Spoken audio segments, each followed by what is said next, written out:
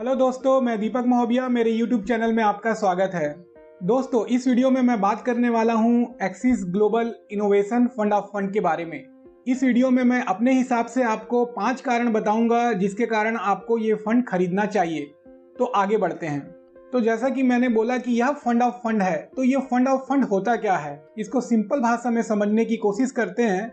तो fund of fund mutual fund scheme ही होता है जो कि दूसरे म्यूचुअल फंड में इन्वेस्ट करता है। तो इसका मतलब ये हुआ कि axis global innovation fund of fund भी कोई दूसरे म्यूचुअल फंड स्कीम में इन्वेस्ट करता होगा। तो हाँ, करेक्ट, यह फंड निवेश करता है Schroeder international selection fund global disruption fund में। यह फंड दिसंबर 2018 में लॉन्च हुआ है। तो अब ये Schroeder international selection fund global disruption ये क्या फंड है? तो यह एक ग्लोबल इक्विटी फंड है और इसका मेन एम है कि लॉन्ग टर्म कैपिटल ग्रोथ। और वो कैसे, ये इंपॉर्टेंट है कि इनका जो इन्वेस्टमेंट है वो इनोवेटिव कंपनी में इन्वेस्टमेंट होगा और है, इसको आगे हम देखेंगे। तो अब ये तो समझ में आ गया कि axis global innovation fund of fund Schroeder international selection fund global disruption fund में निवेश करता है जो कि 2018 में लॉन्च हुआ है। अब जानते हैं कारण। पहला कारण, तो सबसे पहले तो आपको ये समझना है कि आपको इससे डाइवर्सिफिकेशन का फायदा मिलेगा। और डाइवर्सिफिकेशन का फायदा इस तरह से मिलेगा कि आपको इंटरनेशनल फंड में एक्सपोजर मिलेगा। आप नॉर्मली जब म्यूचुअल फंड स्कीम में अपना पैसा जमा करते हैं, तो चाहे वो इक्विटी फंड हो, चाहे डेट फंड हो या हाइब्रिड हो, बेसिकली होता ये है कि इंडियन कंपनीज में ही आपका पैसा निवेश होता है। पर यहाँ पे आपको एक फायदा मिल जाएगा कि इंडिया से बाहर आपको इंटरनेशनल एक्सपोजर मिलेगा। तो ये सबसे बड़ा फायदा है और डाइवर्सिफिकेशन के पर्पज से ये बहुत ही, मुझे लगता है कि ज़रूरी भी है। दूसरा, अब आपको ये समझना है कि ये जो Schroeder international selection fund global disruption, ये तो 2018 में लॉन्च हुआ है। अब ये कहाँ पे निवेश करती है? जैसा कि मैंने बताया कि ये जो इनोवेटिव कंपनीज हैं जो अपनी इंडस्ट्री को रीडिफाइन कर रहे हैं, वहाँ पे इनका निवेश ज़्यादा होता है। तो ये जो फंड है वो बेसिकली 9 थीम पे अपना पैसा लगाती है। Fintech, digitalization, e commerce, environmental, health care, new consumer, communications, food and water, automation. तो अभी आप अपने चारों तरफ भी देख रहे होंगे कि कितना ज़्यादा टेक्नोलॉजिकल एडवांसमेंट हो रहा है और यही एक थीम है जिसमें यह फंड पैसा लगा रही है। तो ये जो डाइवर्सिफाइड अप्रोच है उसका फ़ायदा भी मिलेगा। तीसरा इंपॉर्टेंट, अब इसको समझो। यहाँ पे अगर इस फंड के टॉप 10 होल्डिंग की बात करें तो अगर आप देखो यहाँ पे, तो alphabet 4.5%, Microsoft 4.3%, Amazon 3.6%, TSMC 3%, Apple 2.6%, visa 1.9%। तो इसी तरह से जो वर्ल्ड की टॉप कंपनियां हैं उन कंपनियों में यह फंड निवेश कर रही है। और सिंपल टर्म में बोले तो फंड के पोर्टफोलियो में इन कंपनियों के स्टॉक्स हैं।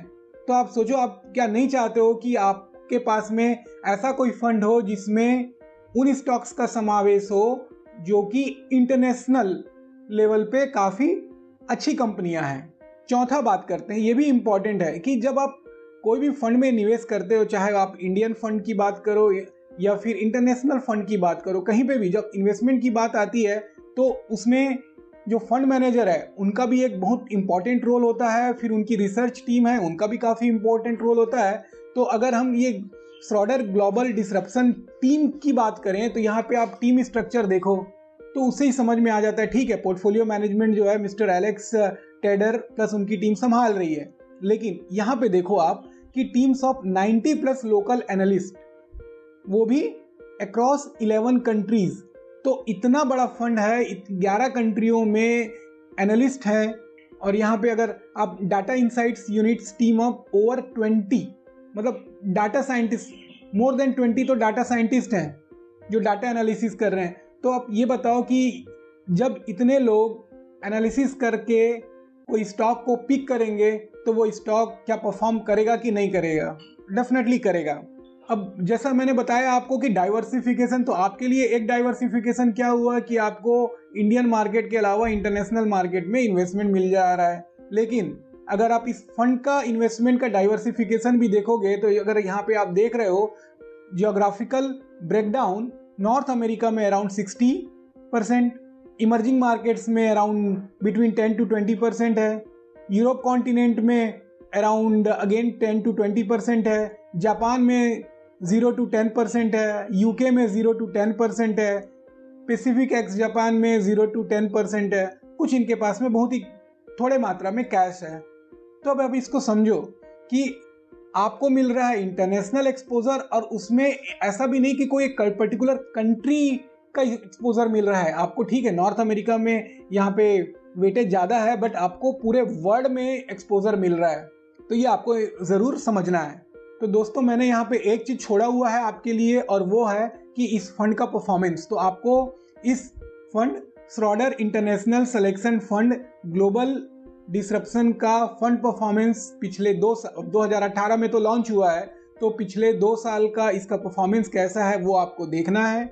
और दोस्तों, यह वीडियो तो मैं आपको जानकारी देने के उद्देश्य से बनाया हूँ, तो इसलिए मैं आपको सजेस्ट करता हूँ कि आप इस फंड में निवेश कर सकते हैं। पर निवेश करने के पहले आपको ज़रूर से अच्छे से म्यूचुअल फंड में होने वाले रिस्क को समझना है, क्योंकि इसमें इन्वेस्टमेंट होगा। ये इक्विटी फंड है, और इक्विटी फंड में अगर आप इसका रिस्क कैटेगरी भी अगर आप देखोगे तो ये रिस्कोमीटर में जो है ये वेरी हाई है। तो इसमें आपको, वैसे तो आपको मालूम ही है कि हाई रिस्क हाई रिटर्न, तो आपको रिस्क भी ज़्यादा है तो रिटर्न भी उसके हिसाब से आपको यहाँ पे मिल सकता है। अब यह वीडियो मैं 22 मई 2021 को बना रहा हूँ। हालांकि इस फंड का NFO आया था 10 मई 2021 से 21 मई 2021 तक के पीरियड के लिए। तो अगर आप चाहते हो कि इसमें इन्वेस्ट करना, तो आपको वेट करना पड़ेगा, और यह एक ओपन एंडेड फंड है, तो आपको ऐसा भी नहीं कि मार्केट में जाके लेना पड़ेगा। नहीं, आप डायरेक्ट एक्सिस म्यूचुअल फंड से आप इस फंड को ले सकते हैं। आपको बस 1 हफ्ता वेट करना पड़ेगा। जैसे ही यह फंड फर्दर सब्सक्रिप्शन के लिए अवेलेबल होगा तो आप इस फंड को खरीद सकते हैं। बाकी दोस्तों, अगर आप म्यूचुअल फंड में नए हैं और म्यूचुअल फंड के बारे में अधिक जानकारी जानना चाहते हैं, आप मेरे YouTube वीडियो को तो देख ही रहे हैं, साथ में आप मेरे म्यूचुअल फंड के ऊपर उडेमी में कोर्स है उसको भी आप देख सकते हैं। उसमें मैंने म्यूचुअल फंड के बारे में काफ़ी डिटेल में बताया हुआ है, और उससे आपको ज़रूर फ़ायदा तो मिलेगा ही। साथ में Amazon.com से आप मेरे बुक को भी ऑर्डर कर सकते हैं, और उससे भी आप फ़ायदा उठा सकते हैं। बाकी दोस्तों, आप मेरे वीडियो को अपने दोस्तों में भी ज़रूर शेयर करें, ताकि वो भी इसका फ़ायदा उठा सके। अभी के लिए दोस्तों इतना ही, इंतज़ार करिए मेरे अगले वीडियो का। धन्यवाद।